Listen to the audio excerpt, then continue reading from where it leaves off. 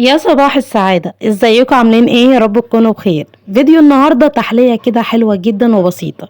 عايزة اقول لكم انه مش مكلفة خالص، وتنفع كمان تعمليها مشروع يا ست الكل. لو انت عايزة تربحي من البيت تقدري تعملي المشروع ده.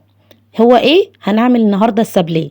السابليه بطريقة سهلة جدا وبسيطة، وعايزة اقول لك مكونات سهلة جدا جدا جدا فوق ما تتخيلي.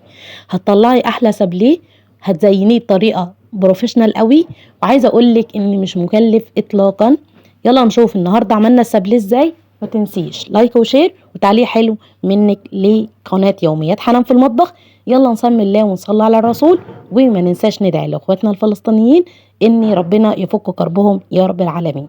يلا نشوف عملنا ايه، وكمان ايه المقادير بتاعتنا البسيطه اللي احنا بنقول عليها. يلا بقى نبدأ يا ست الكل نقول المقادير بتاعتنا. نسمي الله أولا. هنجيب بقى معانا بولة كده، ومعايا هنا يا ست الكل أنا عاملة مقدار صغير، عاملة ربع كيلو زبدة أو ربع كيلو سمنة.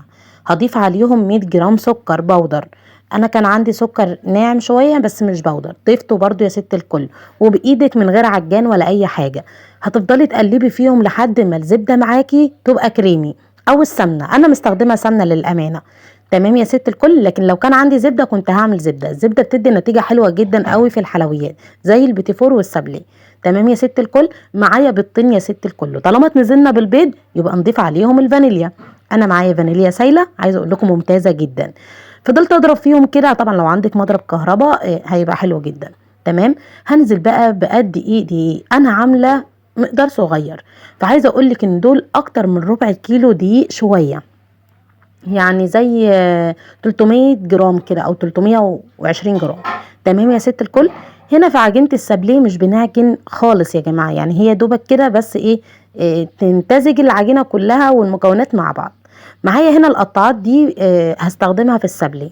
تمام يا ست الكل. دي بتاعت معجنات عادي بتطلعي بيها زي البيتي فور برضو، لان السابليه قريب جدا من البيتي فور. تمام. هنا بقى نخلي العجينه بتاعتنا السماكه بتاعتها مش تخينه قوي ولا رفيعه قوي علشان ما تتحرقش منك في الفرن.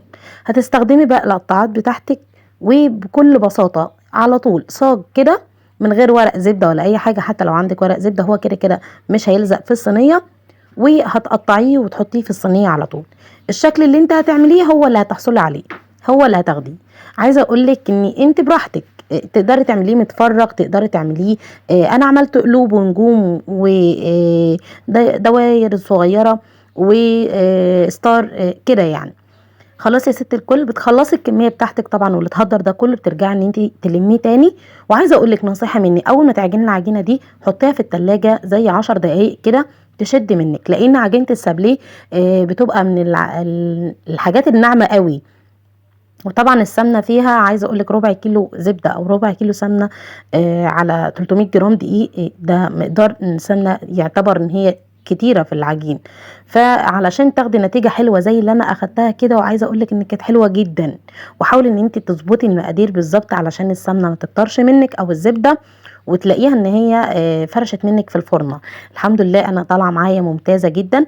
هنا جبت معايا قالب شوكولاته وسيحته على حمام بخار، وحطيت بوله كده فيها ميه وميه مغليه، وحطيت الشوكولاته في طبق وجلست بيها زي ما انتم شايفين، وحشيتها كمان كل اتنين كده.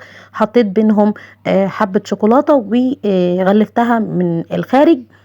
ما غطستهاش كلها. عايزه اقول لكم ان انا كنت بشكل كده من فوق حبه، وجبت نوع شوكولاته تاني كان موجود عندي برضو شوكولاته مطبخ، وحبيت ان انا احط عليها سبرينكل كده، وحبه نجوم كانوا موجودين عندي، وشوكليت شيبس كده. يعني ايه كل اللي موجود عندي. عايزه اقول لكم ان الحاجات دي انا كنت بجيبها استخدمها في البيتي فور وكده والتورت، فاستخدمتها. ما جبتش اي حاجه بصراحه، كل ده كان موجود عندي في البيت ولله الحمد. فجبت بقى ايه، عملت التحليه الجميله دي للاولاد. عجبتهم جدا بصراحه، الكبير والصغير انبهر بيها. عايزه اقول لكم ان حاجه ناعمه جدا كده وجميله.